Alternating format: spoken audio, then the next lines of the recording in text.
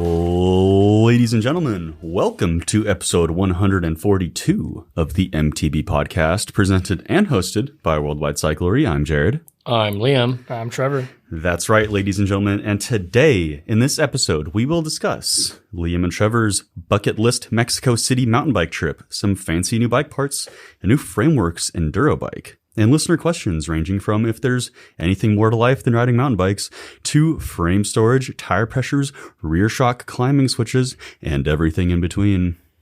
Wow. Your announcer voice is on point today. I prepared a little bit for that one. The olive oil voice. The olive oil voice. The man with the olive oil voice. The man with the olive oil voice. Well, ladies and gentlemen, Zach's words of wisdom. When facing a hard challenge, turn it into a competition. It's a lot more fun that way. Did he actually say that? He did tell me that as his words of wisdom today. Okay.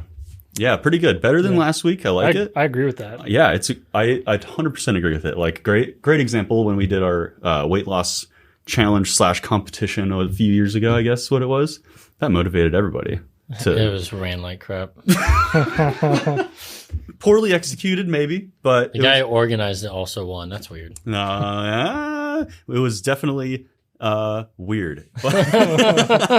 But what anytime there's a competition, like a mileage competition or whatever it is, like it's a huge motivator. We had to stop doing competitions. We here. did. Yeah, it gets too competitive. It actually heated, fires people up a little bit too much. And then everybody wants to win. They're like, ugh! Yeah. How come I didn't win? Well, things happen.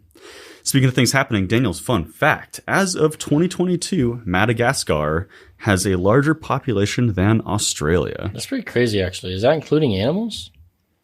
I wondered the same thing. I don't think so. But I don't think it does include animals. Okay. Because I guess if you include Australia's animals, you got to include the kangaroos. Yeah. That is a lot of animals out there. Yeah, I'm sure there's a lot of animals in Madagascar as well, though. There's got to be, just like the movie. Just like the movie. It is the movie. I mean, the movie was obviously based on mostly fact, right? No. 100%. I think most of Australia's space is uninhabitable. It is. 100%. Or not inhabited Not yet. inhabited, yeah. Right. Or probably ever will be. Yeah. The Outback. The Outback, mate. The Outback, mate. Let's go out back tonight. Get another shrimp on the bobby.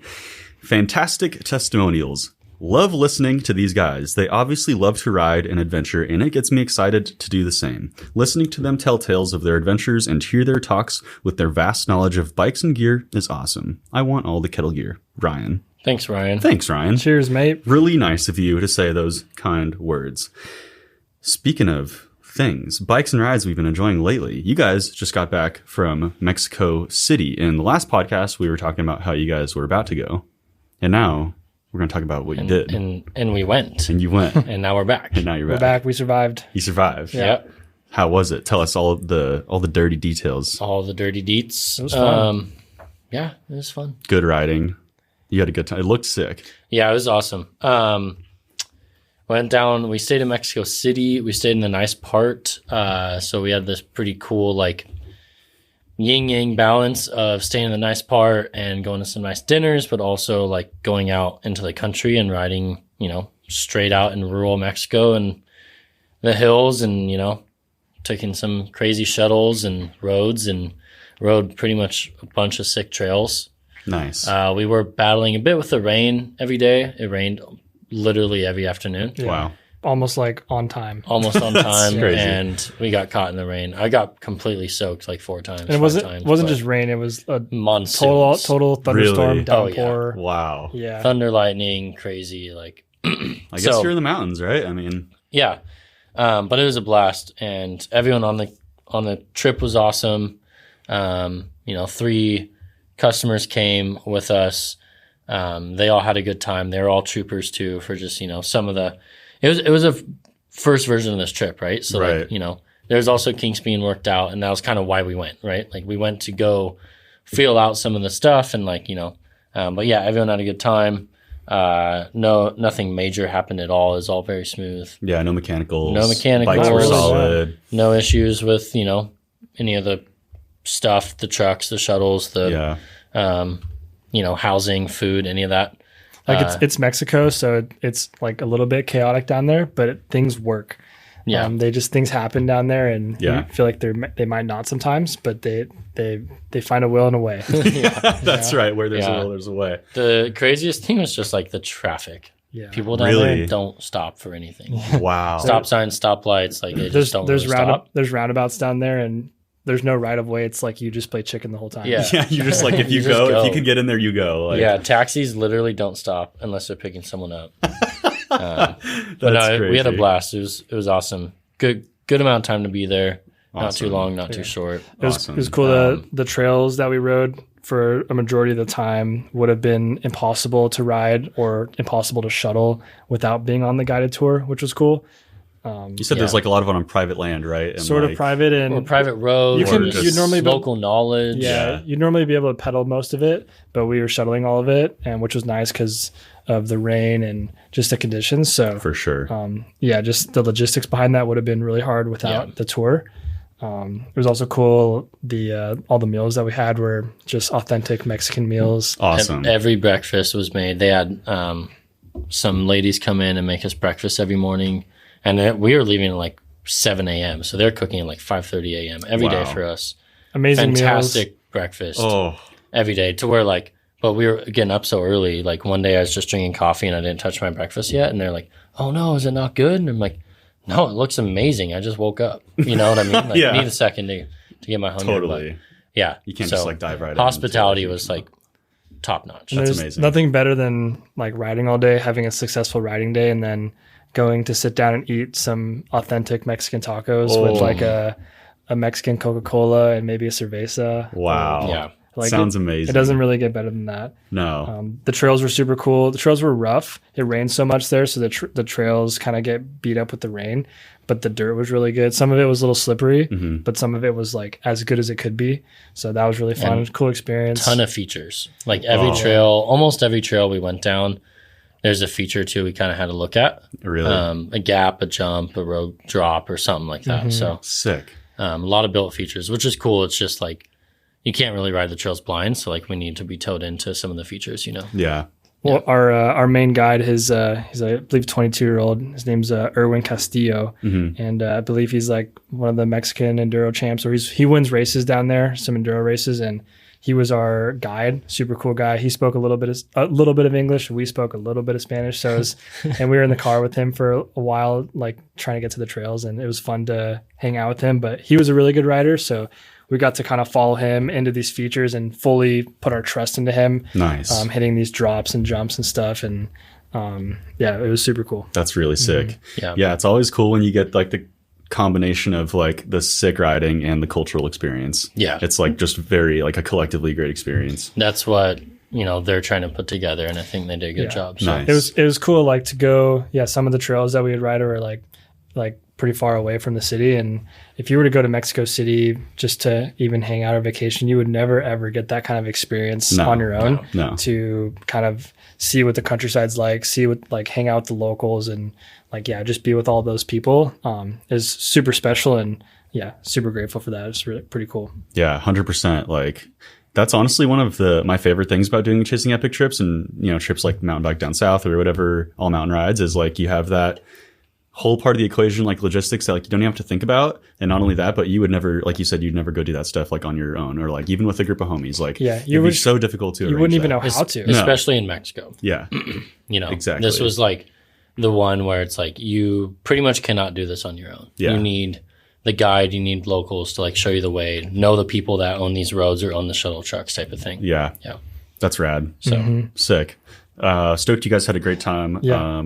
Definitely sounds like a bucket list type adventure for sure. It was sweet. Like if anyone is interested, just like let us know. Let up MTB down south. That's the company that's doing it, and I would highly recommend it to anybody who's interested in checking out Mexico City. They're also doing a tour of Patagonia, I believe.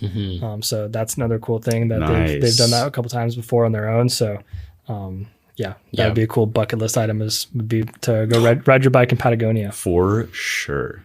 That's super sick.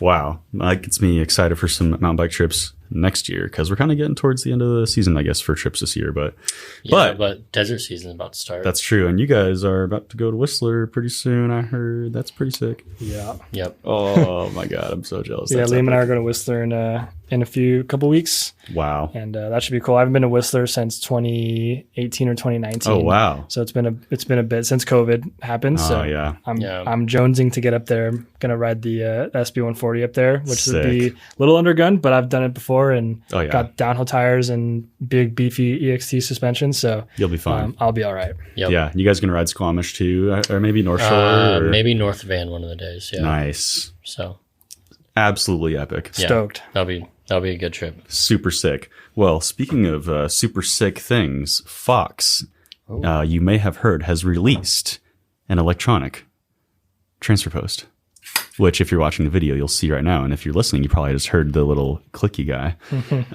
Yeah, very sick. I mean, I don't know. I'll hold the motor up to the mic so they can hear it too. Oh, there you go. That's nice. Yeah, I mean, if you weren't really, actually, Liam and I did get our eyes on this when we went up to Santa Cruz in the spring. March, April. Yeah, just like on the prototype version, whatever, pre-production. And yeah, I mean, it's just, this is pretty much the same exact thing that we saw, which is pretty cool. The Very battery, sick. batteries on the seat collar to get more clearance for the seat and maximum drop for long travel bikes and 29-inch tires.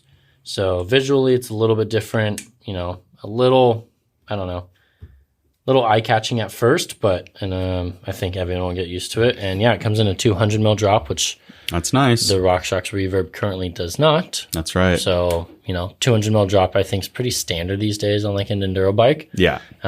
Anything shorter than that to me is not really enduro bike worthy for the most part, depending on build and, body size. But For sure. There's also a Schrader valve on top of or underneath the saddle rails. So it's adjustable, and that was always a problem with the transfer post before is there would be a little bit of friction in the seat collar, and your post wouldn't go to full extension. You got to rebuild it or send it in for service or whatever. It's kind of a pain. So now you can just add a little bit more pressure and still obviously keep it lubed up, but that shouldn't be as much of an issue now, which is super welcoming. It's super cool.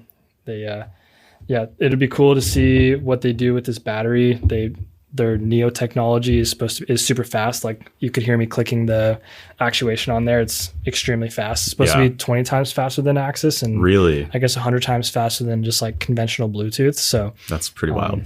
it's very fast, and that'd be cool to see what they do with the battery technology for other products down the line. It's true. I mean, I don't know if, you guys obviously follow the racing scene, but, you see a lot of the guys with the kind of similar looking collar / battery setup on some of their shocks and stuff like that. So yeah, the Frameworks guys have been on it all year. So So we'll see, whatever, if that's like a, what do you call it, flight attendant type situation, something like that from Fox. So that'll be pretty cool to see. And it's just kind of cool to see like, kind of evolutionary technology come from Fox like this. And obviously there's a lot of people out there who have Fox suspension and, want to match their stuff with something fancy like this. So pretty sick. Yeah. I think that with the battery sticking out like that and all the internals there being sticking out at the collar, it doesn't look the best, but I think once we start seeing them come like on OEM bikes, it'll kind of feel normal, and we'll just get used to it, and you won't even think twice about it. Certain bikes, like the Forbidden, has a big seat mast. Like it probably won't even look weird on that. 100%.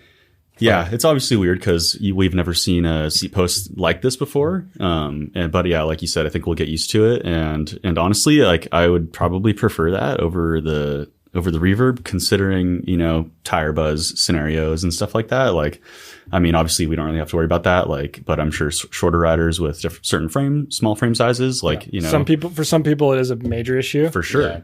For us, not so much, but Jesse Melamed has a special clamp made so he can run his battery in the front of his post so it doesn't buzz. Really? because he's got short legs. Yeah. And I saw that, SRAM filed a patent or whatever for the same kind of design. Yeah. For Reverb Pushed Axis. it out like the day after this came out. Of course, right? Yeah.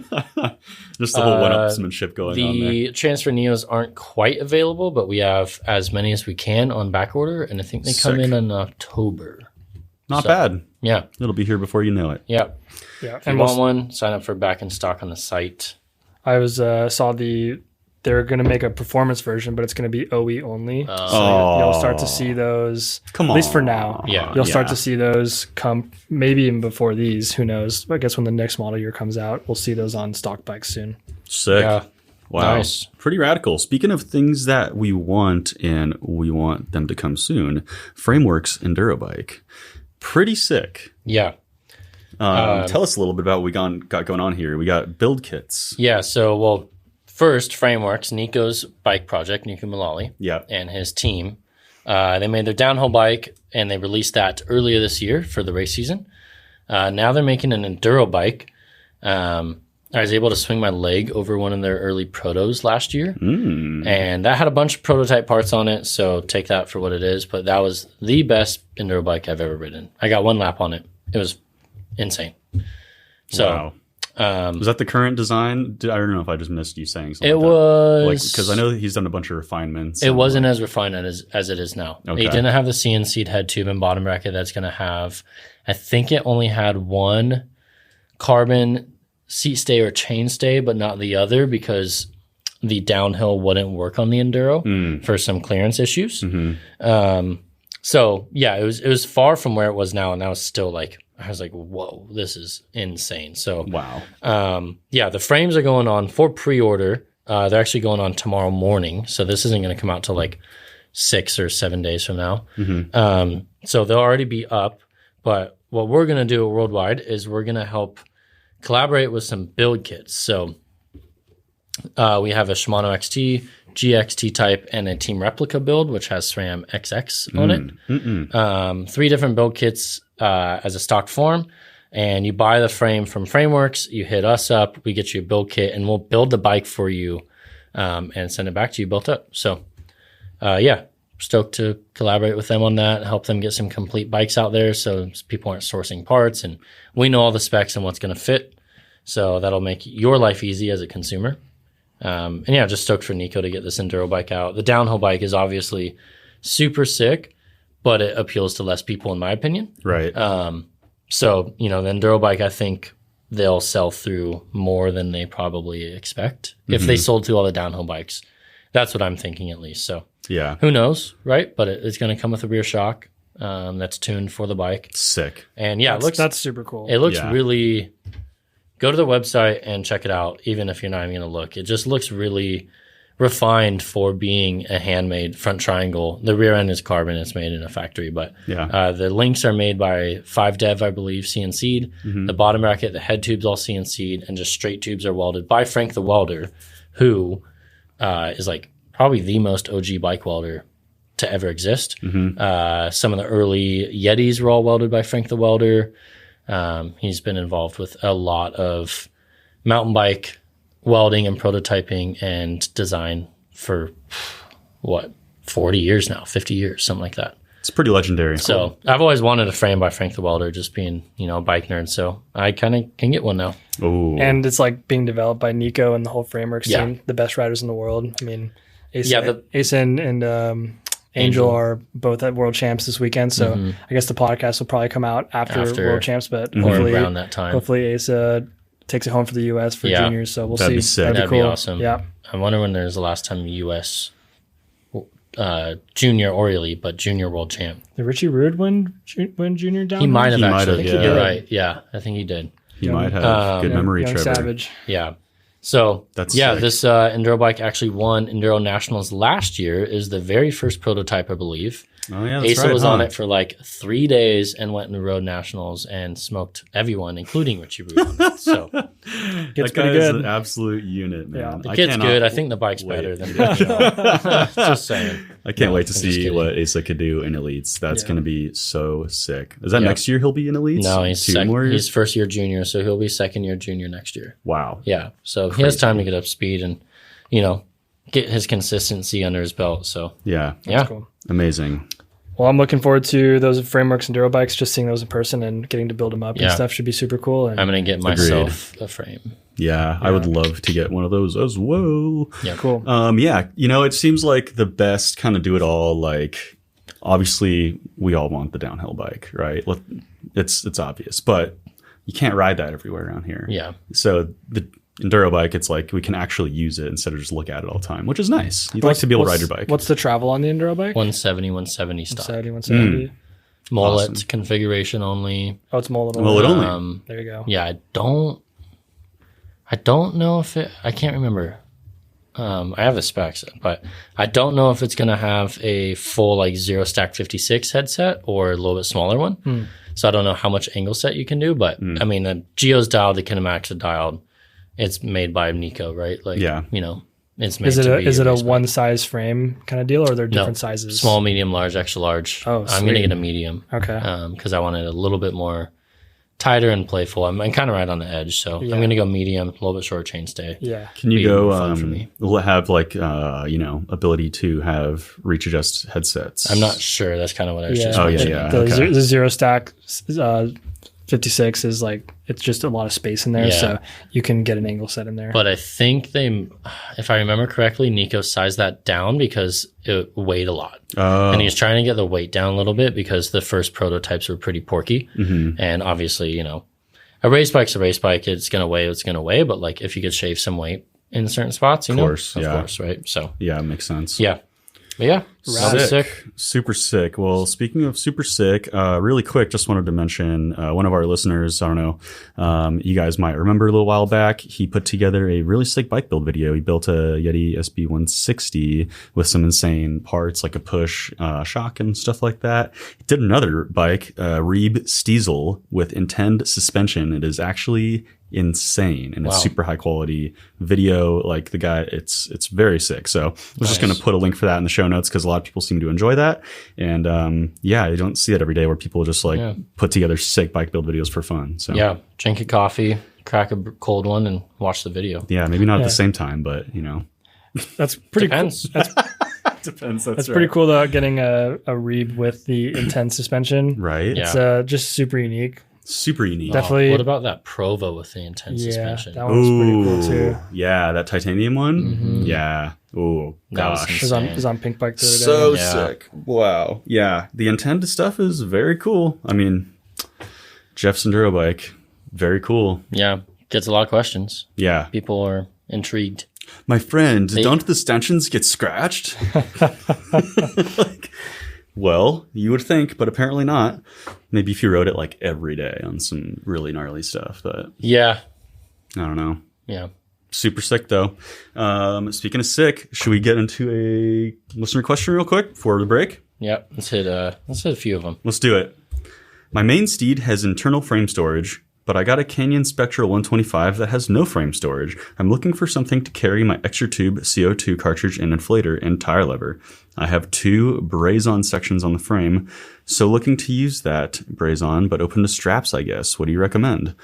Well, if he's referring to like a accessory mount, that Wolf Tooth B-Rad. The Wolf Tooth B-Rad strap, and I believe it's a medium size, is like the one we've all kind of used throughout different bikes that have that. Yeah. The other cool one is Day Saver. The Day Saver one, we have a bunch of their parts on our site. You can combine that with strap, multi-tools, and all kinds of stuff. Yeah.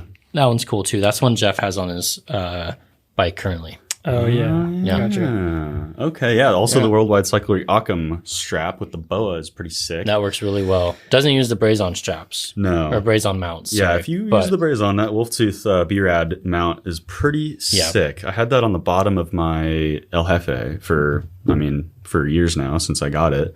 It's really sick, and it comes. Some of them come with actually a little dry bag too that you can put everything in. But that's kind of cool. Yeah. But yeah, I've used both the B-Rad strap and the Ocam boa strap, and they're both excellent. Yeah. Can't really say enough good things about it. The Ocam one's nice because if you have a bike with or without the braze on, maybe, and you want to I only have 2 kits, and I'm constantly riding 3 or 4 bikes. Right. So the boas pop it off, everything stays together with the straps. You can just pop it off, throw it in the new bike, tighten up the boa, good to go in a second. So yeah. Main thing is remembering to swap it and not getting to a trail like Trevor and I on the weekend where downhill shuttling. Trevor flatted. I had plugs, but neither of us had CO2s or tubes. Or a tube. Oh, So we just cooped it. brother. Yeah. Brother. It happens. That's what happens. It does happen. I mean, Yeah. you got however many bikes, and you got Yeah. so many. And like in your head, you're like, I'm just downhill shuttling. I don't need spares. But then he flats 5 minutes into a 20-minute trail. Yeah, and I'm down like the rockiest trail I can even imagine riding. Yeah. Riding a flat down this, just like kind of pissed and brother. like, what am I doing? It's just like that's the only way you're gonna learn to carry a tube with you every single ride. You Yeah. know? And And you're then gonna have to experience that. You do it every other year, and then you remember again. That's my experience. right? Oh, yep. Oh man, yeah. It's and it's also a good test for your kit, right? Do I have everything? I got his tire plugged in.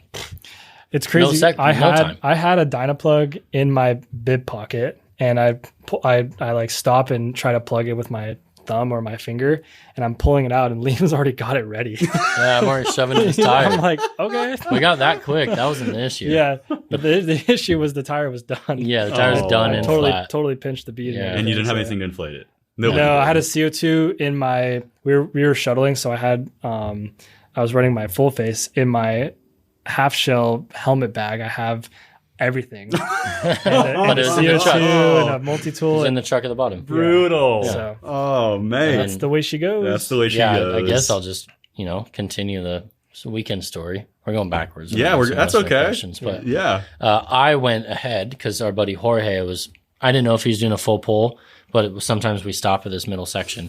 And I went to go see if he's going to stop there and, have him wait for Trevor. And as I'm riding down the trail, I'm just kind of like riding along. I'm going pretty good. I go to kind of get up on this little bit higher line that I did not take the previous lap. And next thing you know, I'm front flipping down the trail and, did a couple little tumbles. Not bad on the body or anything, but I broke every single screen I had on my body. I broke the front of my phone, the back of my phone, and my Garmin watch. How does that even happen? How did you manage to break your front and back? Did you have Because I something else crushed in the it on my pocket? back. Oh, No, the thing was just rock to back. I mean, that's where I'm sore, is right where my phone was. Yeah. Really? Yeah. And yeah, I just, full front flip to the back and then kind of, momentum kept me going a little bit. Yeah, I was fine, but my screens were not. Your electronics did Yeah. not fare well. Luckily, the Apple Care kicked in and I got that taken care Oh, of. there you go. My Garmin's sad right now. Oh, and sad. for those Garmin. local, we were shuttling Cold Springs Trail in Santa Barbara. Yeah. Which is a super cool trail. It's my first time riding it. Extremely rocky. Sick. Yep. And we have the Trail One pedal, the Sage pedal, named after the Sage Trail Network, which takes care of the Cold Springs Trail. Yeah. Oh, that's They were nice. they were the reason why we were able to ride it. It was not overgrown. It was in good shape. Yep. And that's awesome. Shout out Sage. That's amazing. That's very wholesome. But yeah, To bring it full circle. so Wow. carry your spares. Yeah, to bring it full circle, carry your spares. Don't be too cool for spares. Yep. Oh, man. Brutal. Well, everything happens for a reason, right? Is there more to life than mountain biking? Nope. I was thinking about this the other day that, biking and mountain biking has fully consumed my life. And I don't think I go any kind of day without mentioning the word bike Yeah. Yeah. or thinking about a bike or anything. It's and a little even bit psychotic, but Even if I'm not saying it, I'm definitely thinking about it and just constantly thinking about builds or how I can do something or what would be a better setup. Yeah. Or, for no reason. Optimize. No reason at all. I'm not racing pro. I kind of get paid to do this, but in a roundabout way. Well, it just fully consumes. I mean, there is a little bit more to life than mountain biking. Yeah, of course. Us three do not have children. Jared's on his way to get married, but none of us also have wives currently. It's true. So I guess maybe if you're at that point in your life, there might be more to life than mountain biking, but ride your damn bike. for us, not so much. Yeah. And it's it's fun. It's, exercise. It's mental clarity. It's a very healthy outlet. It's a pretty healthy outlet. Yeah. Besides Not the cheapest, besides but- No. besides potentially crashing, it really is one of the healthiest things you can be addicted to or really be motivated to get into. Because the workout is insane. Yeah. For sure. It's so good for your whole body, for your mental clarity, for everything. It's just a good thing to do. It's also really fun. You can meet some cool people doing it, and That's true. Yeah. yeah, it's not the worst life. No, it's certainly not. No. Yeah, I can't really think of too many other things.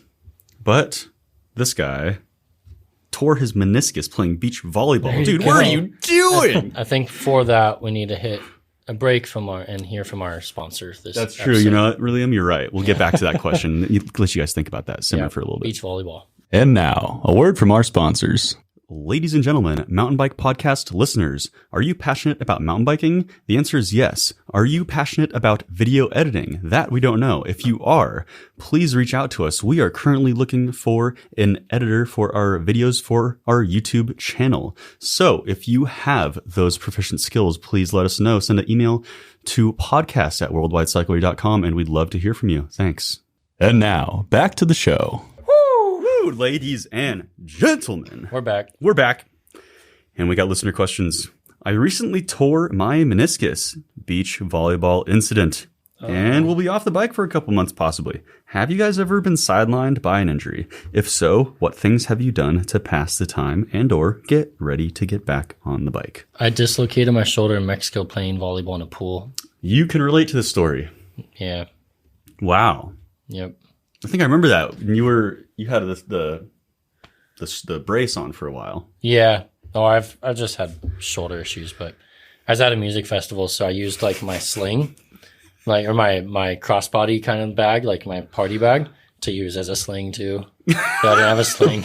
I was thinking maybe put like bottles in there or something, like hiding stuff in there, like while you're at the festival. No, not an actual sling. I didn't have an actual sling. I was in Mexico. Yeah. But so I just used it as my sling. But Gotcha. I still partied the whole time. It was awesome. What a trooper. Yeah. So if you get hurt, go to a music festival in Mexico. That'd be a good way to pass the time. That would be a good way to pass the time. But it's his meniscus. That's his knee. Yeah, that's So rough. You're that probably is not rough, dancing a lot. because you don't want to dance a lot. No, you want to be off your feet meniscus. Yeah, rehab I that. actually, my buddy just had meniscus surgery, and he was actually back pretty quick. He's still not, diving right back into things. He's still, gingerly, and he's like walking again, but like he was on a cane for a couple days right post surgery. I'd ask your doctor if you could still cycle, bike, chill though, because I think you still can with meniscus. ACL is like you're done, right? But like meniscus Probably. is less just severe. to get a little bit of blood flowing. Yeah. But Yeah, stationary bike maybe. when another time when I dislocated my shoulder and I couldn't ride, I went through designing my whole van like very meticulously. There you go. Yeah, it's a good way to pass the time. Buy a van. I don't know if you like video games, but that's definitely something you could do while being very stationary. Grand Theft Auto still holds up in this day and age. Learn how to play chess. Yeah. No. The hard part's because it's his knee. Yeah, that's tough. You could work on your bikes. sorry, dude. You could look into some upgrades. If you're really just like jonesing to do something to your bike, you could build a new bike. That would be cool. You could. I'm getting stuck in this whole negative loop buying stuff. You could. That is tough. I would basically exercise every other part of your body that you could. Do a lot of planks. And then Lift some dumbbells. Yeah, I would get a stationary bike or pedal like gingerly, easily as soon as you could. Or join a pottery class. I actually love pottery and ceramics. You could go swimming. You could probably swim. Maybe you could swim a little. That's a good one, yeah. Yeah. I mean, if you play volleyball, you should be a swimmer too, right? On the beach? I don't know. Maybe, yeah. Maybe not. Yeah. Trevor, have you ever had any Honestly, serious injuries like that? I didn't want to say much, but knock on wood, I haven't really had too many big injuries. That's Just good. little things like spraining my wrist or my thumbs or my ankle. But nothing crazy. Yeah. Maybe one day. I guess I sprained my ankle pretty bad, a couple of years ago when we were riding with Adam Miller, and honestly, I couldn't really do much either because it was pretty bad. But I would do yoga and stuff like that. That's pretty easy, low impact, and you obviously can't go too crazy with your knee like that. But once you're getting better, it'd be a good way to build strength again. Yep. I haven't had too many lower body injuries. Yeah. Mostly upper body. Yeah. Ribs, collarbones, shoulders, wrists. Yeah, lower body's tough because you obviously need your knees, you need your feet, and all that good stuff. Your ankles, to move around, ride your bike. But there's definitely a lot of other things you can do to pass the time. Binge watch a really good show. I'm about to start season 6 of Game of Thrones for the first time. No spoilers, people, please. I don't watch any good. Yeah, same. All right. But, Game of Thrones. All right. But, Game of Thrones. All right. All right. All right. But, yeah, no, I mean, that is tough because you obviously need your knees, you need your feet, and all that good stuff. Your ankles, to move around, ride your bike. But there's definitely a lot of other things you can do to pass the time. Binge watch a really good show. I'm about to start season 6 of Game of Thrones for the first time. No spoilers, people, please. Yeah, that's a very bingeable show. A lot of content there. Any real good drama series, Breaking Bad. Peaky Blinders. Oh, that's one I need to get into. Yeah. Heard that's really good too. I used to play video games like a lot in high school, and I think I haven't really played since because I'm addicted to riding bikes. And so I think if I was injured and had to be on the couch for a while, I'd probably get into video games again. Yeah. Something like that. Play a lot of COD or For sure. buy PS2 and play MX vs ATV Unleashed. Oh yeah, for sure. That's one of the greatest of all time games for sure. Goated game right there. World of Warcraft. You can go on a major rabbit hole there. Never played. A lot of days and hours played on that bad boy. I'm sure. Let me tell you. But yeah, a lot of options there. None of them involve riding bikes, unfortunately. But all right, let's move back on the bikes. All right, back on the bikes. I hope you get better, bro. Yeah, get better soon. Do different tire thicknesses require different tire pressures, i.e. EXO/EXO Plus, double down, DH Maxxis tires? Would you just run the same pressure more or less in each tire? Or would you maybe even drop down a pound or two as tire wall thickness goes up? There's not really like a standard, like, I run a double down, so I drop 2 PSI type of thing. Mm-hmm. It has to do with your trails. I would say I'm actually more or less, I'll stick with the same pressures and change tire casing based on where I'm going to ride. So it's like, I almost always run like 22, 23 front, 24, 25, 6, 25, 26 rear. And then if I'm going somewhere gnarly, I go up in casing. If I ride locally, I'll ride EXO Plus with that pressure. Interesting. What do you do, Trevor? I'm kind of the same way where I'll pretty much always run like 24, 28 PSI in my tires. Mm-hmm. With downhill tires, I will run a little bit lower because you can get away with that. Yeah. And then with EXO tires, I would never run lower than that. I just can't do it. But yeah, I'm the same way. I think I would rather change the tire based off of the terrain. Other than, that's about it. Because like for me, the reason why I have to go up in pressure usually is because I'm going to roll the tire. Mm-hmm. And that kind of doesn't change. It changes a little bit based on casing, but not all that much, right? Like pinch flatting changes a ton, and flatting on rocks will change. But like the way you push into a corner, a berm, or even a jump, and you roll the tire. Yeah. Like for me, under 26 is always going to roll. For sure. For Trevor, under 28 is always going to roll. Right, like no matter what the casing is. Mm-hmm. Yeah. So that's kind of where my pressures are, where I put them at. Unless I'm riding XC, then I'll go super low. But I'm not riding the bike the same way as I do every other bike that I ride. Right. Yeah. I think the one exception is like a downhill casing because it's so thick. Yeah. It won't roll as bad, but it will still squirm a little bit. Yeah, it still rolls. It just isn't as. So it's not as dramatic. It's not as dramatic. Yeah. Right. Yeah, and you also, with the exception of allegedly these new Schwalbe, what do they call them, the radial ply or whatever. Apparently, you could still run high pressure and get good compliance, but like in most other tires, you're going to sacrifice a whole lot of compliance and suppleness when you are jacking up pressure in a like when we were in Mexico, it was pretty wet. Yeah. So I was running lower than I normally would pressure-wise, just to get some grip, but I also had a DH casing on the rear and double down the front, so I could get away with that lower pressure and I didn't know the trails, so you're not pushing it in the berms as hard. That's another big thing too. Is how hard are you going to be riding the trails? Like example, like when we were in Mexico, I set my tires to that 28, 24, and to be honest with you, I didn't even check them the rest of the time because I knew they'd lose a little bit of pressure each day, and we weren't really going super hard. Right, and the trails were wet and a little slippery, so I kind of wanted to maximize as much grip as possible, not going too fast. Right. So that's another scenario, I guess. Yeah. Versus like if you're going to go ride Spectrum downhill, whatever, the trail, you know the sections that you're going to be risking flat. What was interesting is when we were shuttling in Santa Barbara this weekend, the first run I did, I was hitting my rear tire rim a little bit. Yeah. And I was running a double down tire, same setup I had in Mexico, double down tire DHR2 in the rear.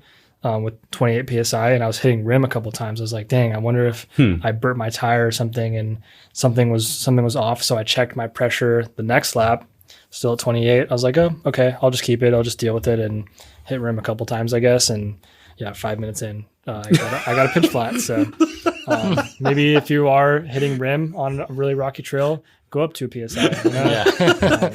That's a good call, Trevor. Oh, and also you should carry a spare. Oh, and a tube, or Yeah. and a pump rather, or CO2. That's a good call. Yeah, all really good things to live by. I really like all this advice. Good for everybody to listen to. Yeah, honestly. and I think like if you're running EXO casing like thin trail tire and you're riding really aggressive gnarly trails, like that PSI won't be adequate enough because sure. you're just asking the wrong thing out of the casing. Yeah. And it's just not going to be correct. So you will have to go up a little bit in PSI. But yeah, it's just not going to be what you should be running. Yeah. Yeah. Yeah. And like you mentioned, Liam, cross country bike with super low pressures, you're just like riding that bike differently. Yeah. You're like holding momentum. I'm not pushing into jumps or berms. You're kind of like letting the bike do its thing while you kind of like guide it where it's going. But You're like trying to be smoother. you're not, I don't ride aggressive at all on that thing. Yeah. I'm very ginger on it, you know. Yeah. Like the XC guys who are running those, it's like 17, 18 PSI with some inserts in it. It's a whole different way of riding. yeah. You're not going to be pushing like super hard. And yeah, you have to be kind of like thinking about being smooth the whole time. Like if you're used to just smashing, Yeah. that's not the setup Yeah. for you. No. Yeah, you're going to be more of like a ballerina instead of like a. But if you can make it break work, dancer. it's extremely efficient. Yeah. So Yeah. you can actually go fast on it. You just have to ride it a different way, Yeah. Yep. Absolutely. which is very interesting. Very good wisdom here. Very good. Speaking of which, Liam, you want to read this next one?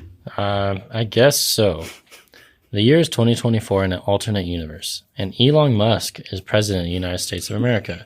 He mandates everyone must own an EMTB. What are you getting so you don't end up in the gulag? Yep. What is that? The gulag was like, I don't know, it's like a Guillotine like prison kinda? type, Okay. like, or like, for all intents and purposes, like Russian gulag, It's a jail Soviet, cell. yeah. Gotcha. Yeah. Well, not political, and I also hope, I don't know if Elon Musk should be president. Just going to say that. But Just for the record. just for the record, this is not our opinion. We don't want him to be. We don't take political stands on this podcast. I mean, this day and age, if I had to get one e-bike today that was out, I'd get a Crestline. Yep. I think I would get a Crestline too. Yeah, I've spent a lot of time on a Crestline and I absolutely love it. It rips. It's very fast. Yeah. And that would be my weapon of choice. That would be the one. With that said, There are some future bikes. Yeah. Well, I guess it's out, right? the DJI. The DJI. Yeah, so we just got the DJI e-bike in for testing. So we're going to have a video on that and some content coming out. We're going to be testing it. Pretty much mostly us three are going to be testing it. I mean, and getting our thoughts. And so far, it is very interesting. The motor is like completely silent, which is crazy. You rode it a little bit. Yeah. I want to say it's completely silent. Well, I'd say it's quieter than some. But Right. There's yeah. still like a clutch that kind of roll Yeah, rattle a that little too. bit. Right. And we'll see how it breaks in after a couple rides. But Yeah. the actual motor itself when you're riding is Right. pretty quiet. And it I don't know the exact specs on that yet, like confirmed, but from riding it outside, it's extremely quick. And it's a DJI motor and interface, and it's got 2 wireless remotes on the handlebar. So it's super clean. The screen interface computer on the bike is touch screen as well, which is super cool.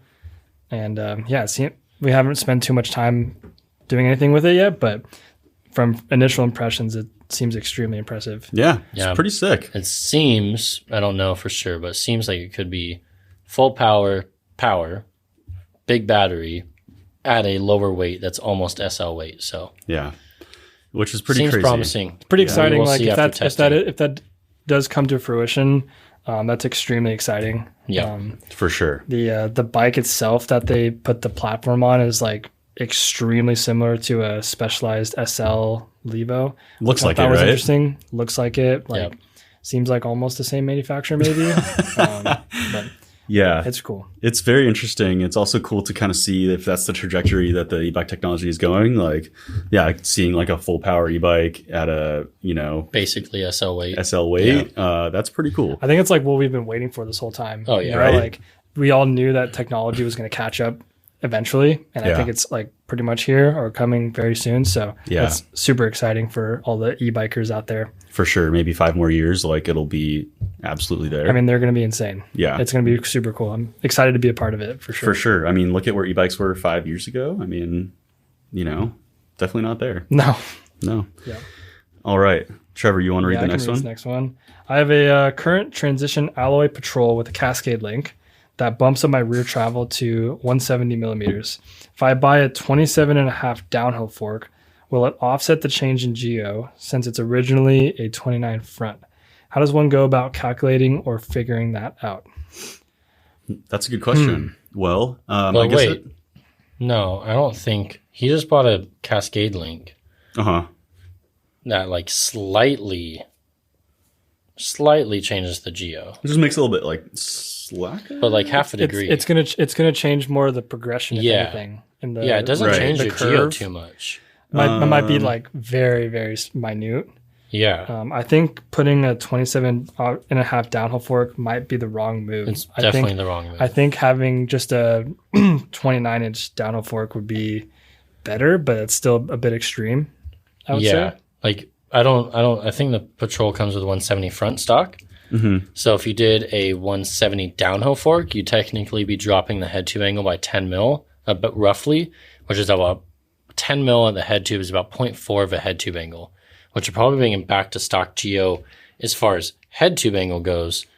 But I believe the Cascade link will also drop your BB a little bit and slacken out your head tube. And then when you drop your head tube back down again, Must be lower. you're going to drop your BB even lower. So your BB is going to be in the ground. So I'm reading it right now. It says it increases the progression from 28 to 23% and bumps the travel to 180 with a 65 millimeter stroke shock, or 170 if you're just running a 60 millimeter stroke shock, which I'm sure is probably stock with the 60 millimeter stroke. So Does it change head tube angle at all? not that I can see. Yeah. So I don't think you want to change too much, especially not going at 27.5 downhill fork. That'll drop your BB a lot. That'll shorten out the front or make a smaller front wheel. I wouldn't go about it that way. Because it's a mullet, obviously. Patrols are mullet stock, yes. So Yeah, the Cascade link is more about tuning your curve, your Yes. leverage curve. and bumping the travel, right? Yeah. a tiny bit. Marginally. Yeah. Yeah. So It's more just going to change the ride characteristics of your bike, not so much geo. Yeah. yeah. But I mean, if you were to figure that out, right? You're looking at like axle to crown, right? And like your bottom bracket height. Yeah. But- But yeah, I don't think he even needs to figure that out. But yeah, realistically, wouldn't recommend it. No. Yeah. Yep. Some good wisdom. Yep. All right. Hey, fellers. Love the show. I've been binge listening so hard. I hear your voices in my dreams talking about the Maxxis Assegai. I've got a Pivot Switchblade and absolutely love it for ripping front range Colorado trails. I know you love the SB140, and when a listener asked for comparable bikes that do it all, the Switchblade didn't even come up. What gives? Thanks, boys. Keep up the good work. You're my heroes. Well, it's funny you ask.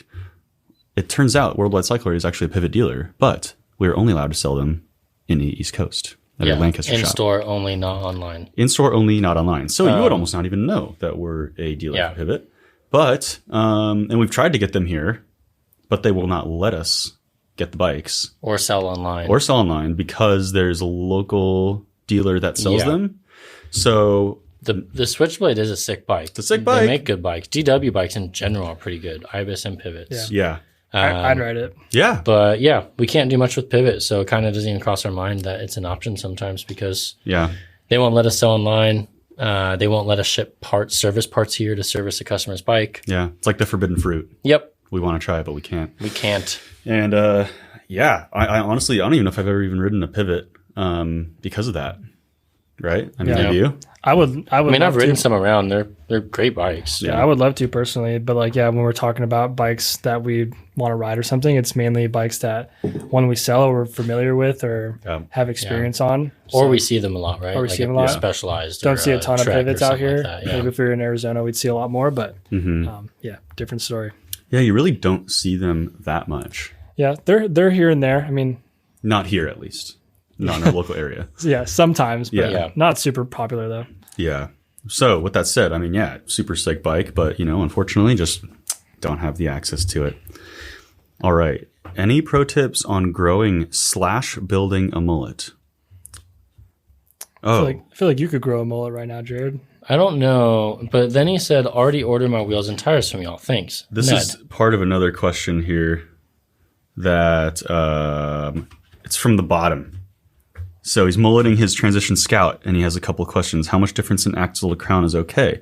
I'm downsizing the fork from 150 to 140, but it'll still likely be about 10 mil taller. And does brand consistency matter too much between the shock and the fork? Stock build is RockShox, but I'm looking at King Creek Force since it's height adjustable, and technically the Scout rear travel can go up from 140 to 150. Okay, so tips for mulleting a bike. Well, you really have to look at the axle to crown. That's like the number one thing, right? Like if you're adding a 29er wheel in the front, you don't want your bottom bracket to get too high, right? And you don't want to add too much travel to the front. That's going to like really mess up the geometry weirdly. So so you're going to go 150 to 140. That kind of balances it out. Mm-hmm. But I wouldn't go up in rear travel to then make you more rear travel than front travel. Right. Yeah, that's a bad recipe right there. No, you want to keep it at 140 rear, downsizing 150 to 140 front. And I'd probably just leave it at that. It's probably the best it's basically going to ride. Yeah.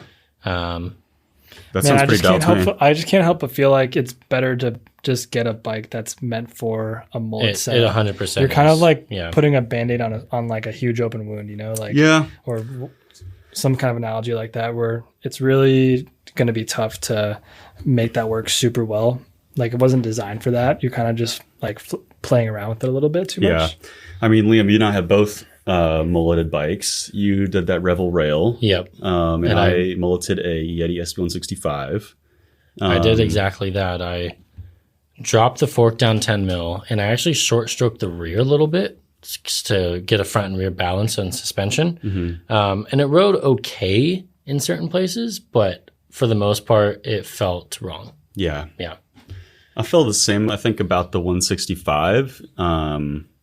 You know, and then you go back and I rode the new 165 and I was like, okay, this is like how it should have been. Yeah. It was like, this is how it was like, okay, properly designed around the mullet platform. This is great. And I did the same thing. I went down from 180 travel stock 27.5 to 170 29er front wheel. Same thing that you did basically, but with the Yeti. Yeah. And yeah, it was fun and everything, but yeah, it was by no means like optimized. Yeah. And my other option would have been go down to 160 and then I have 160 front, 165 rear. And like, that's not really ideal either. But with that said, yeah, your best option is going to be just drop 10 mil on the fork. Yeah. Run your bars, like drop another 5 mil into your stem, 5 or 10 mil on your stem. Yeah. Your BB will probably still end up a little bit higher, but yeah. Yeah. Jared, do you have any tips on growing a mullet? That's a really good question, Trevor. You want to grow out all your hair at once. And then when you're ready, you trim it back, and then you got business in the front, party in the back. Party time. Yeah.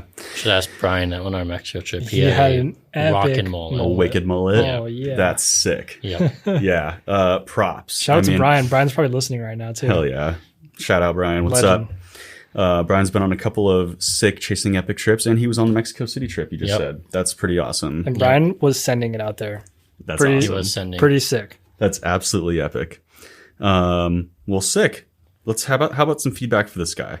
He needs some feedback. My 2024 Santa Cruz Tallboy shock is the Fox DPS. It's adequate, but not great. However, I do like its 3-position lever, open, medium, firm. My ride style is not overly rowdy, but often entails long fire road climbs, firm, semi-technical rocky Rudy descents, open, and mixed with basic flow and trail, medium. Seems most new Fox and RockShox shocks I've looked at are 2-position, open or closed. How do you all manage without a mid setting? Any suggestions on a new shock? Thanks. Love your podcast videos. Haven't missed a single episode. Dedicated fan. Dedicated. For me, if I'm riding a mixed basic flow trail and semi-technical Rocky Rudy stuff, my bike's always in open mode. I kind of set it up for all that. Mm-hmm. And then I throw it in the firm mode if I'm on pretty much a super fire road or road section. But also, a lot of these shocks, like the Super Deluxe and the X2 or Float X, the firms aren't as firm as that DPS. Right. They're a little bit softer. It's almost like in between medium and firm. Correct. Right. Yes. Whereas, doesn't the new RockShox, like the ASR, have a 3-position lockout remote, Yeah. right? Yes. So he's saying that they're mostly 2-position. He's saying he wants to go up in shock from a DPS. Right. Okay. Yeah, to a more rowdy shock. He's gonna I be like, you're gonna be see. losing. It's kind of like not the purpose of it.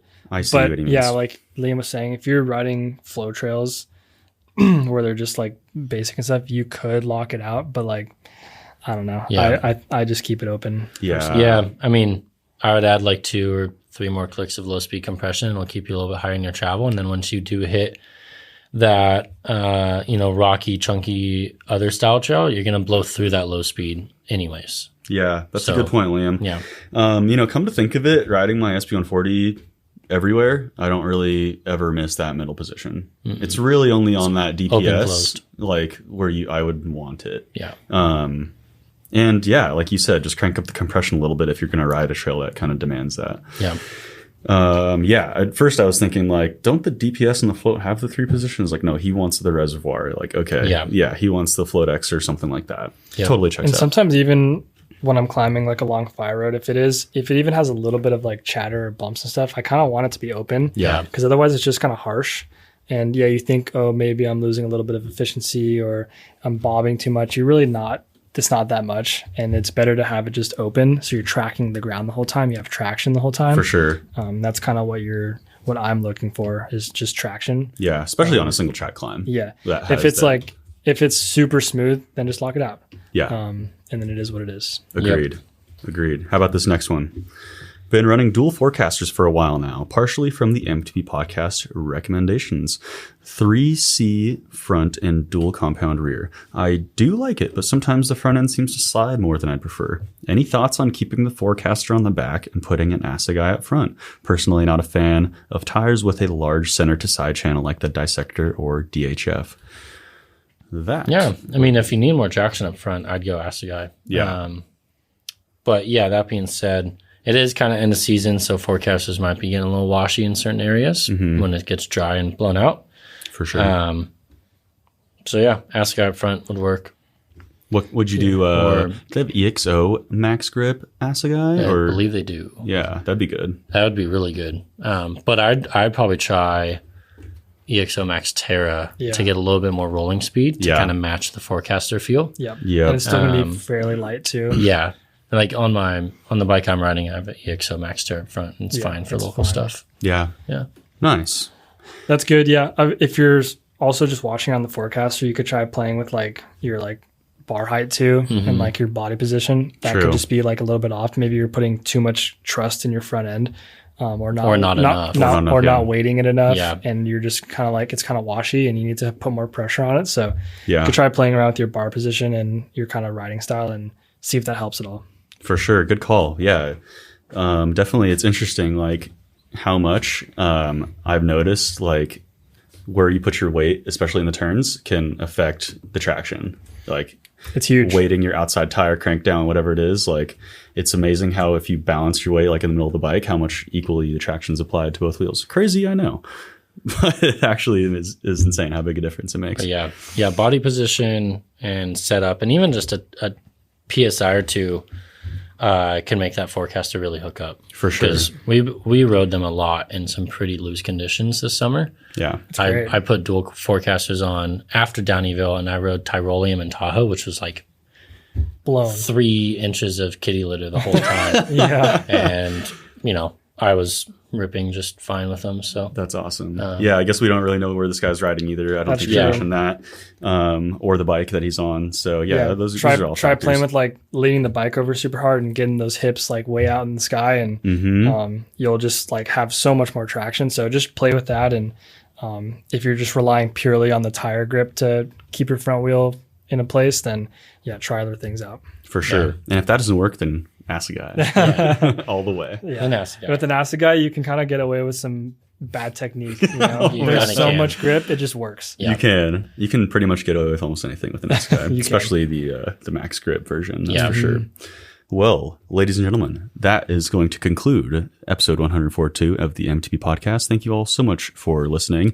And I do apologize last time if I may have sounded like I said $50 gift card. Because I got a couple emails. People said, I'm looking forward to the $50 gift card. And then It's 15. 15. I might have said 50 or might have been like 15 on Gitcoin.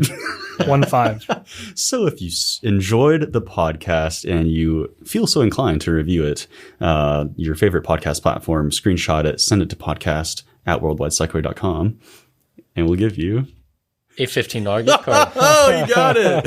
I love it. Thank you, everybody, so much for tuning in. We truly do appreciate it. Have a good night. Thank you. Love you.